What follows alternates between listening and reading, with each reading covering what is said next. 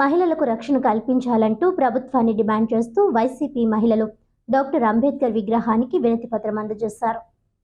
Babasaheb doctor B R Ambedkar రాసిన రాజ్యాంగం కాకుండా రాష్ట్రంలో రెడ్ బుక్ రాజ్యాంగం అమలు చేస్తున్నారని తూర్పుగోదావరి జిల్లా వైఎస్ఆర్సీపీ మహిళా విభాగ అధ్యక్షులు మార్తి లక్ష్మి విమర్శించారు. మహిళలకు రక్షణ అంటూ చెప్పడమే కానీ నిజానికి రక్షణ లేకుండా పోయిందన్నారు. కూటమి పాలనలో రాష్ట్రంలో మహిళలకు బాలికలకు భద్రత లేకుండా పోయిందని వైసీపీ రాష్ట్ర కమిటీ పిలుపు మేరకు మార్తి లక్ష్మి ఆధ్వర్యాన Gokavaram bus stand doctor B R Ambedkar విగ్రహం వద్ద నిరసన ప్రదర్శన నిర్వహించారు. ఈ సందర్భంగా డాక్టర్ అంబేద్కర్ విగ్రహానికి వినతి పత్రం సమర్పించారు. రుడా మాజీ చైర్పర్సన్ మేడపటి షర్మిలారెడ్డి, 7 అసెంబ్లీ నియోజకవర్గాల మహిళా అధ్యక్షులు పోలు విజయలక్ష్మి, ఈమంది విజయ్ కుమారి, దాకారపు బంగారమ్మ, ముప్పిడి దమయంతి, అంగడ సత్యప్రియ, చీరాల ఉమాదేవి, అలాగే ఎస్ భవానీప్రియ పలువురు మహిళలు పాల్గొన్నారు. మహిళలపై దాడులు అరికట్టాలని, వైఎస్ భారతికి క్షమాపణ చెప్పాలని మహిళలు నినదించారు. ఈ సందర్భంగా మార్తి లక్ష్మి మాట్లాడుతూ మహిళలపై అత్యాచారాలు జరుగుతుంటే దానిపై మాట్లాడకపోవడం దారుణమన్నారు. అత్యాచారాలకు గురైన మహిళల గురించి ఎందుకు పట్టించుకోవడం లేదని ఆమె ప్రశ్నించారు. ఇప్పటికైనా ప్రభుత్వం స్పందించి మహిళలపై అత్యాచారాలు చేస్తున్న వారిని అరెస్ట్ చేయాలని, భవిష్యత్తులో మహిళలపై దాడులు జరగకుండా చర్యలు తీసుకోవాలని, లేకుంటే ఆందోళన ఉధృతం చేస్తామని హెచ్చరించారు. డిబేట్లో ఒక తప్పు మాట దొర్లిందని, ఆఫీసుల దగ్గర ఆందోళన చేయడం, భారతిని జగన్ని నిందించడం ఏమిటని ఆమె ప్రశ్నించారు. మేడపటి షర్మిలారెడ్డి మాట్లాడుతూ మహిళా అభ్యున్నతి కోసం, ఎస్సీ ఎస్టీ బడుగు బలహీన వర్గాల కోసం డాక్టర్ అంబేద్కర్ కృషి చేసి రాజ్యాంగంలో హక్కులు కూడా పొందుపరిస్తే కూటమి ప్రభుత్వం ఆ హక్కులను కాలరాస్తోందని విమర్శించారు. ఈ ప్రభుత్వానికి చిత్తశుద్ధి ఉంటే మహిళలపై బాలికలపై జరుగుతున్న అత్యాచారాలను అరికట్టాలని ఆమె డిమాండ్ చేశారు. ఈరోజు ఆంధ్ర రాష్ట్రంలో మహిళల పరిస్థితి ఎలా అయిపోయిందంటే, ఈరోజు తూర్పుగోదావరి జిల్లా మహిళా విభాగాన్ని ఆధ్వర్యాన ఈరోజు అంబేద్కర్ గారికి మహిళల్ని రక్షణ కల్పించండి, మహిళల్ని కాపాడండి అని చెప్పి ఈరోజు ఒక వినతి పత్రం ఇవ్వడం జరిగింది. కూటమి ప్రభుత్వం వచ్చిన సంవత్సర కాలంలో మహిళలకు ఎక్కడ చూసినా ఎక్కడా కూడా మనకి రక్షణ కనిపించట్లేదు.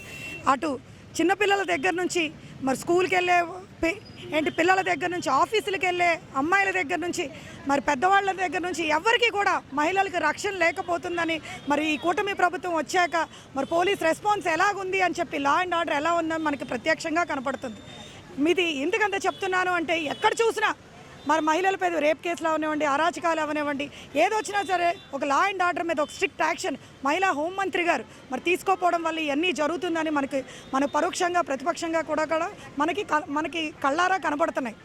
ఈరోజు డైవర్షన్ పాలిటిక్స్కి మరొక పేరైన టీడీపీ ప్రభుత్వం, అదేవిధంగా కూటమి ప్రభుత్వం ఈరోజు జగనన్న పాలన గతంలో ప్రజలందరూ గుర్తు చేసుకొని ప్రజలందరూ చాలా హ్యాపీగా ఉన్నారన్న విషయం మనందరికీ తెలుసు. ఈ సంవత్సర కాలంలో వెనుపోటు దినోత్సవం పిలిపించినప్పుడు అందరూ కూడా రోడ్డు మీదకి వచ్చి వాళ్ళు స్వచ్ఛందంగా మేము జగనన్నకి తోడుగా ఉన్నామని చెప్పి అందరూ వస్తుంటే ఖచ్చితంగా జగనన్నకి ఇంకా మంచి పేరు వచ్చేస్తుందని చెప్పి ఈ డైవర్షన్ పాలిటిక్స్ తీసుకొని వచ్చి ఈ రోజున సాక్షి టీవీ మీద దాడులు మనం చూస్తున్నాం.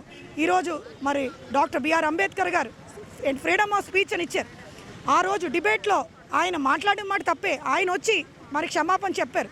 ఈరోజు ఆ మాట్లాడిన మాటలో ఏంటో టీవీ షోలో జరిగిన దానికి సాక్షి యాజమాన్యాన్ని, అటు భారతి గారిని ఏ రకంగా, ఆవిడ ఒక మహిళ కాదా?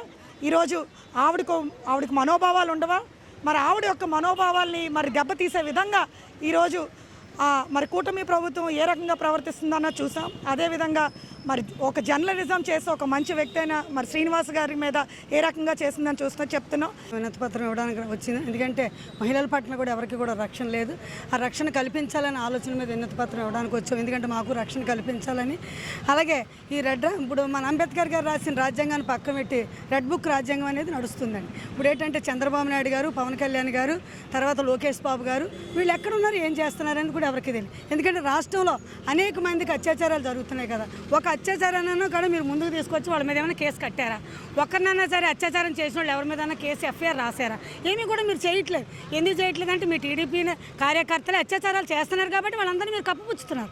అది కాదు, మీరు ఎంతమందిని కప్పుపుచ్చినా సరే మా వైఎస్ఆర్ పార్టీ తరపు నుంచి అందరికీ కూడా మహిళలందరికీ రక్షణ కల్పించాలని ఇప్పటివరకు జరిగిన మహిళలందరికీ కూడా ఆల్రెడీగా అత్యాచారాలు జరిగాయి. వాళ్ళ తల్లిదండ్రులు కంప్లైంట్ పెట్టడం జరిగింది.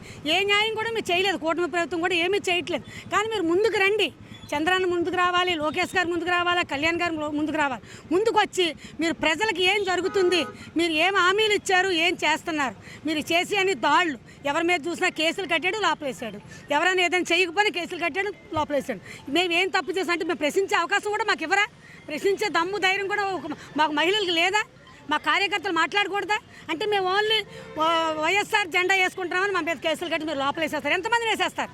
మొత్తం మా పార్టీ అందరి మీద కూడా మీరు కేసులు కట్టి లోపలేసేయండి. మేము దానికి సిద్ధంగా ఉన్నాం.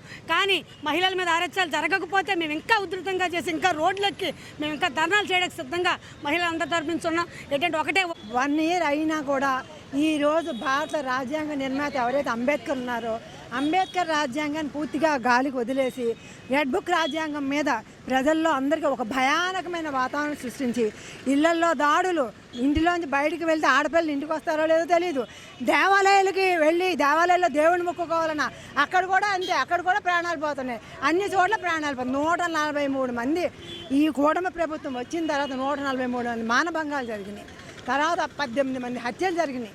ఇంతమంది హత్యలు అందరు మహిళలే. కాకపోతే ఈ రోజున ఎవరైతే మా అన్న జగనన్న ఉన్నాడు, జగనన్న గతం ప్రభుత్వంలో 5 సంవత్సరాలు కూడా మహిళల గురించి తాపత్రయపడి ప్రతిదీ కూడా సూపర్ 9 అన్నది నవరత్నాలు ఏ విధంగా ఒక 1 ఇయర్లో 90% ఆయన అమలుపరిచాడు.